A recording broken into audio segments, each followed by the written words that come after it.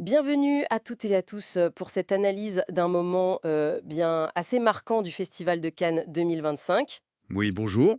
Cannes, c'est toujours plein de surprises, mais là, Denzel Washington qui reçoit une palme d'or d'honneur, c'était pas vraiment attendu, hein. Exactement. Alors aujourd'hui, on va décortiquer un peu cet événement.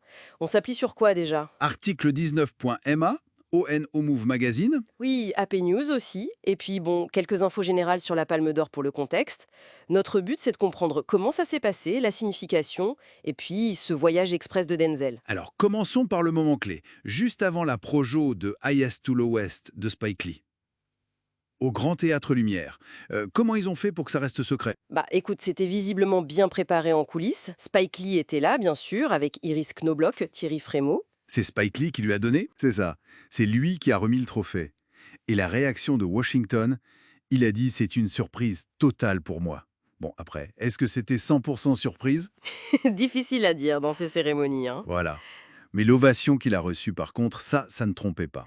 On sentait le respect pour l'icône, quoi. When Move Magazine parle de monument du cinéma mondial, de légende vivante. C'est vrai que ça colle. Carrément. Et ce qui rend l'histoire encore plus folle, c'est qu'il venait de New York, il jouait Othello sur scène la veille. Oui, c'est ça qui est dingue.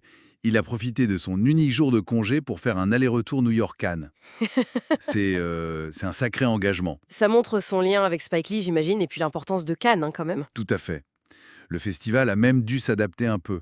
La séance photo, par exemple, elle a été faite plus tôt que prévu pour lui. Ah, d'accord. Et il a posé avec qui, alors?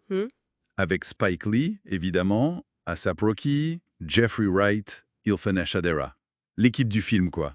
Et j'ai lu quelque part que Rihanna était là aussi. Oui, elle accompagnait Asap Rocky sur le tapis rouge. Un peu de glamour en plus.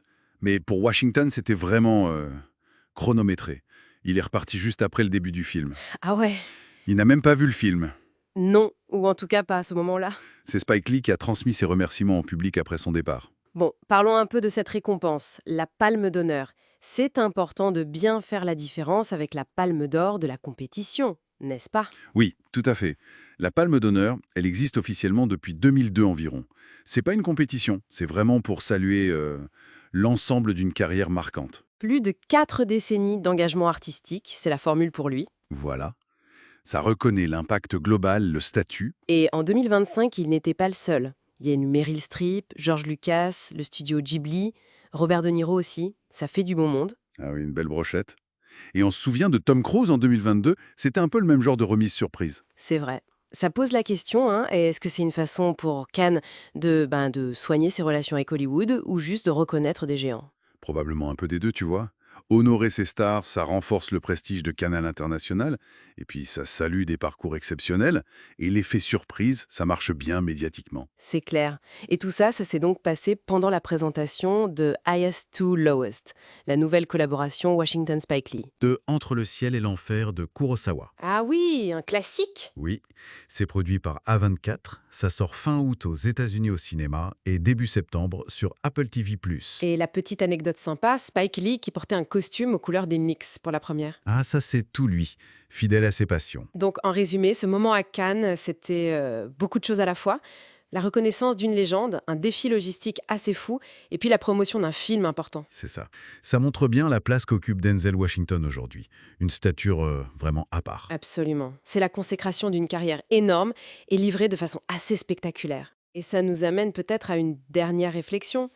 Pour un acteur comme lui, qui est encore super actif, qui jongle entre Broadway, les tournages, qu'est-ce que ça représente, au fond, une récompense pour l'ensemble de sa carrière? Bonne question. Est-ce que c'est vu comme un sommet, une sorte de point final symbolique, ou juste une belle reconnaissance en cours de route? Oui, alors qu'il continue clairement à créer, à explorer. C'est intéressant de voir comment ces moments sont perçus par les artistes eux-mêmes, finalement. Exactement, une étape prestigieuse sans doute, mais peut-être pas une fin en soi pour quelqu'un comme Denzel Washington.